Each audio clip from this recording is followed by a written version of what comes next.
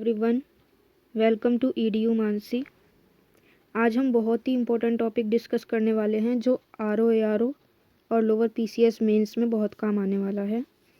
सबसे पहले हम डिस्कस करेंगे प्रीवियस ईयर का क्वेश्चन, और ये क्वेश्चंस रिलेटेड हैं वोकैब से। आप देख सकते हैं ये जो फोर्थ क्वेश्चन है ये 10 मार्क्स का है। 5 नंबर का ये वाला पार्ट है, 5 नंबर का ये वाला पार्ट है। इसके अंदर, इस वाले सेक्शन के अंदर हमें इंग्लिश से हिंदी में कन्वर्ट करना है। कुछ इंग्लिश की वोकैब्स दे रखी हैं, उसे हिंदी में करना है, और कुछ हिंदी वाले दे रखे हैं, उनको इंग्लिश में कन्वर्ट करना है। तो सबसे पहले हम प्रीवियस ईयर्स वाले को ही सॉल्व करेंगे। आइए देखते हैं नेक्स्ट स्लाइड में। देखिए, सबसे पहला है डिविडेंड। डिविडेंड को बोलते हैं हम लाभांश, मतलब कोई सरप्लस या कोई बोनस, ठीक है।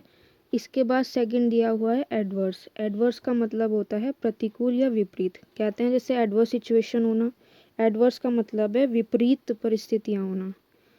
इस तरीके से थर्ड आपको दिया गया है फुटनोट। फुटनोट का मतलब होता है पाद टिप्पणी।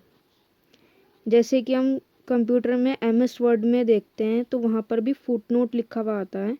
तो फुटनोट का मतलब मेनली होता है कि अगर कोई स्टार पॉइंट वाली चीज़ मार्क है उसको हम नीचे डिफाइन करते हैं, वो होता है फुटनोट।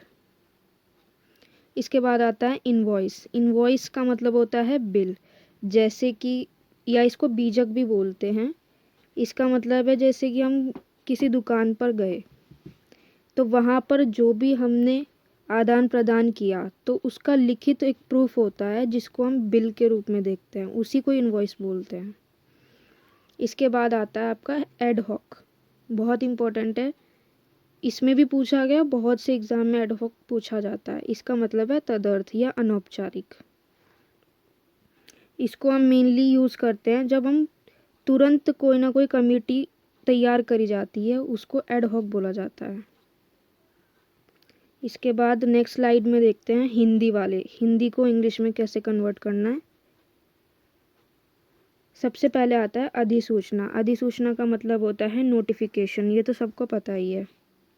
इसके बाद आता है पृष्ठांकन। पृष्ठांकन का मतलब होता है एंडोर्समेंट। इसके बाद आता है प्रतिपूरक। प्रतिपूरक का मतलब होता है कंपनसेटर, मतलब किसी चीज़ को भरना, क्षतिपूर्ति करना। इसके बाद आता है विनियम। विनियम का मतलब होता है रेगुलेशंस, किसी के ऊपर रोक लगाना, रेगुलेशंस जैसे कि होता है। इसके बाद आता है लेखा परीक्षक। लेखा परीक्षक का मतलब होता है ऑडिटर, ये पोस्ट आएगी। और ऐसी ही बहुत सारे पदनाम को हम डिस्कस करेंगे नेक्स्ट वीडियो के अंदर। इसके बाद वैसे नेक्स्ट वीडियो हम पहले डालेंगे जो RO ARO के 2016 में पेपर हुआ था, उसके अंदर भी ऐसे ही कुछ पूछे गए थे क्वेश्चंस। पहले उनको डिस्कस करेंगे, उसके बाद हम serial wise A to Z सभी के जो वर्ड्स रहेंगे, जो सभी पॉसिबल वर्ड्स आ सकते हैं, वो देखेंगे आगे आने वाली वीडियोस में। तब तक के लिए थैंक यू।